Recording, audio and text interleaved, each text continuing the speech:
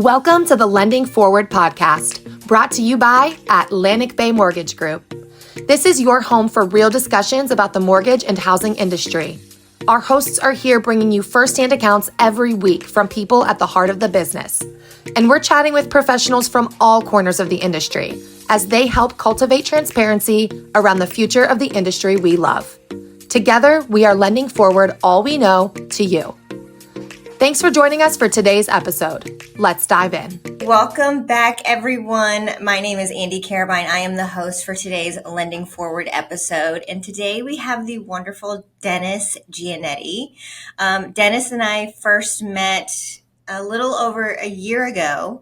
And he is not only a business strategist, a life coach, but I met him as a master Ninja Selling Instructor. And he wowed us all. He wowed 300 agents in the room.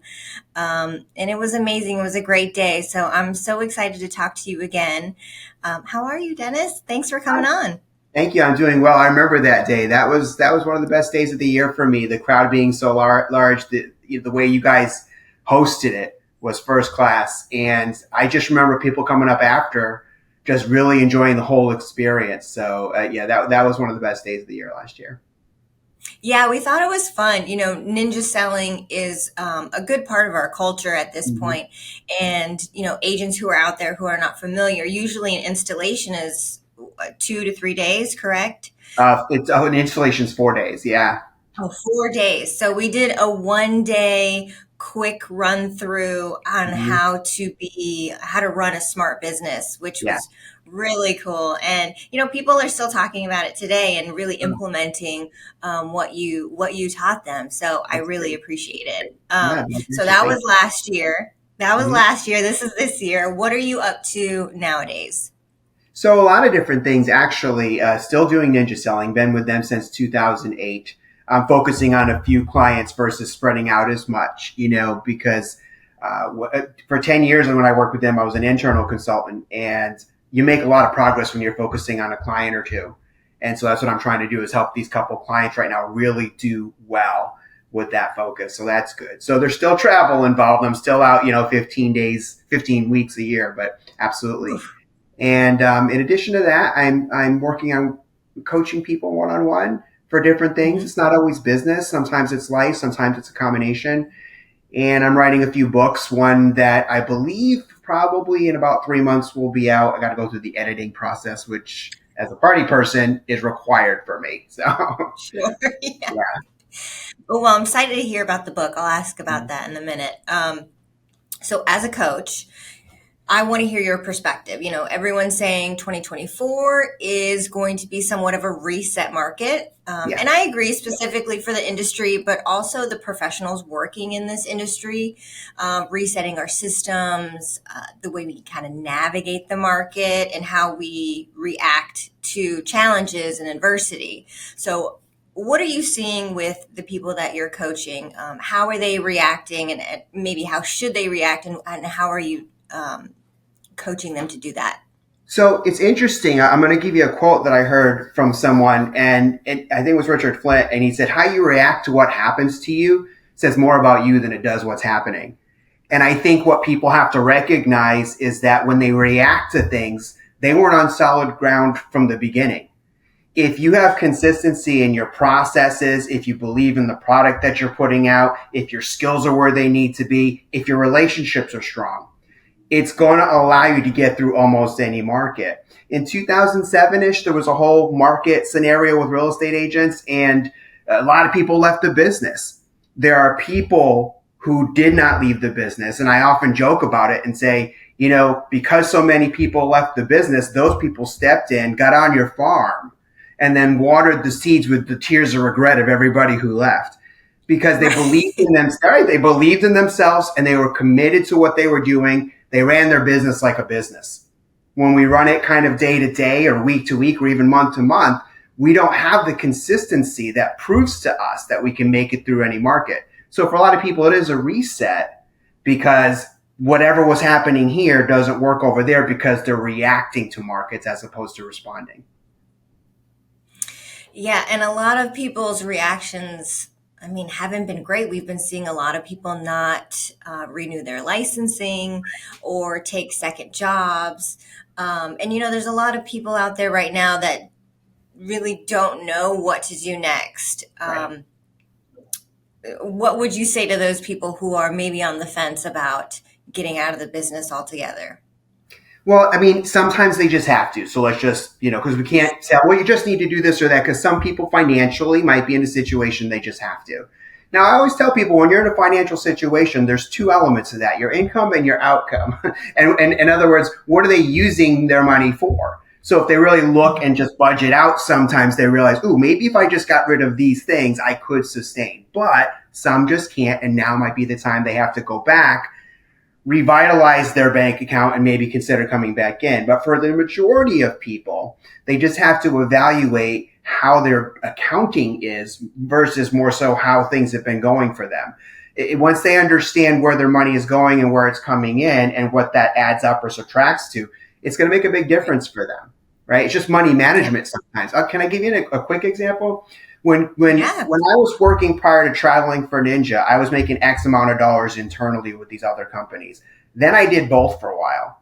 The money that I made extra going out and traveling, I did not use. I put away because what I was making internally was already more than enough to pay for my bills. Then COVID hit. I didn't have a problem for over 2 years because I did nothing with the extra money that I went out and got.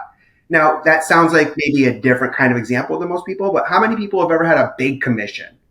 Right? And I got to tell you, when you get a big commission and then you go out and buy a new car right away because you can afford it until the market shifts, that's a problem. So we got to be good money managers. And I think consistent in the relationship building that we have, because in tough times, those relationships are going to matter. Those relationships do matter for sure. And we're seeing a lot of top producers just skyrocket because they have kept their relationships throughout the adversity, throughout the market shifting. They've been very consistent about touch points and, face-to-face meetings and just really asking the question, how can I help you and your clients, or how can I be of service? Yeah. So it's interesting to watch. A lot of people are really digging deep and trying new things, which I think is great. But also going back to basics, which can never hurt, Well, that's the beautiful thing about ninja selling, right? I mean, ultimately, if you're doing the Ninja 9, if you're keeping your system organized in terms of your relationship building and how you do your processes, that's going to maintain those relationships, and it's going to demonstrate good business practices. And it's basically doing the same things over and over, which is a good thing. Right. Yeah. Systems and consistency, right? Working the system. Yeah. So when we had chatted before, you had mentioned something that I want to bring up. It's a API. What does that mean, and how can we implement that into our work life and our personal life? So like an average performance indicator in a way, right? So the idea is when people are doing things, are they consistent? Yes or no? And I was listening to something recently, actually, that talked about when people set goals. And so when people are setting goals, they have to understand that there's usually a long-term outcome that they're going for, but they can create short-term rewards within those long-term outcomes that'll keep them consistent. In other words, if I have something like I want to do this for the year, what you'll find is people are up and down throughout the year. So on average, their performance is what? At best, inconsistent. To have an average performance indicator that's consistent, you have to have consistent small micro rewards within the day or the week. One of the things I do, for example, is I have clients do a 90-30. For every 90 minutes of work that you do, take 30 minutes and give it to yourself. Why is that? Because otherwise we're grinding, and then they're burnt out, and then they just want to take a day off, and then they get off schedule. But if you're doing a 90-30 throughout the day, you're actually training yourself to reward yourself for a good work done in a good period of time, and the performance stays consistent. I like that. I'm going to throw a different API at you, though. Yeah. Alignment, purpose, and impact. Yeah. Okay, so that's the one you're referring to.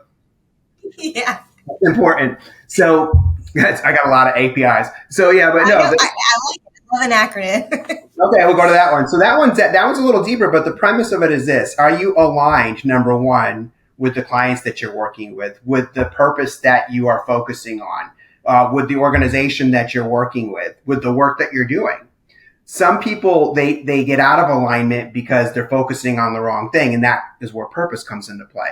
If my purpose as a realtor or anybody in the business is focusing on making money, I will be out of alignment with the people that I serve. If my purpose is to take their needs and get people where they need to be and add value to their life in and out of a transaction, then my alignment and my purpose then create impact. And not just for me, but mostly for them, which then helps me gain those referrals, those relationships, and the respect. So you have to know what it is you want purposely, and you have to align with that and the other people's purpose, right? Because if you're serving people and this is my purpose to make as much as possible, I hope you do. But that doesn't align with their purpose. And so you can't make the impact that you want.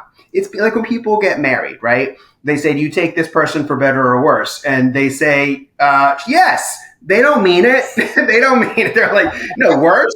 No. What is worse? But when people are aligned in a relationship and they have similar purposes or they share their purposes, which is part of their purpose, then the impact on a day-to-day basis in that relationship is going to be a lot better than if they're in different purposes and out of alignment, which is what happens when most relationships don't work. Yeah, absolutely. In business development, we're constantly, coaching and meeting with the loan officers and trying to dial into their business. And one thing I always ask is, are you working with people who you want to work with? Yes. Or else it's going to be bad for everyone. Your whys don't necessarily need to align, but you need to understand each other and have a common goal of reaching those whys. And some people don't have the luxury of working with only people they like, but I think in this industry, there's enough people out there that you should enjoy the people you work with, and you would want to work with them, because it will make an impact on everyone, specifically the client or the borrower. Yeah, there's a cost benefit analysis to that. And what I mean by that is that when you work with people that you enjoy, what are the odds that they know people that are just like them?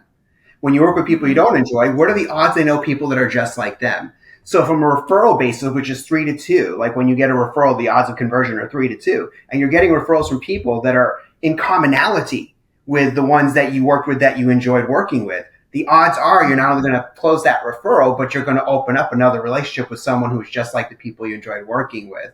I mean, would we create a friend circle of people that we really don't like?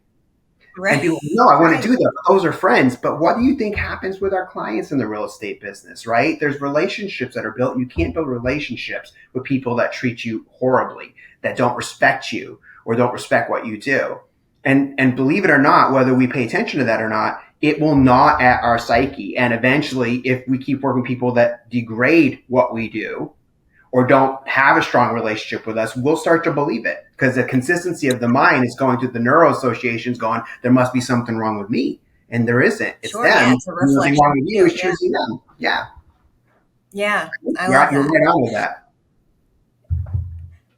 Okay. So you got a book coming out. Tell me about this. I'm so excited. What is it about? Where can we find it? And, tell me all the things about it. Yeah. So this one is just as a basic one in the beginning. I have a couple in the works, but this is the one I focused on. Here's why: because I want people to, in the business particularly, have something that they can have as almost like a little handbook, like a real easy to implement handbook to make things better in their business and their life. So it's just called 6 Simple Truths That Can Triple Your Business and Balance Your Life.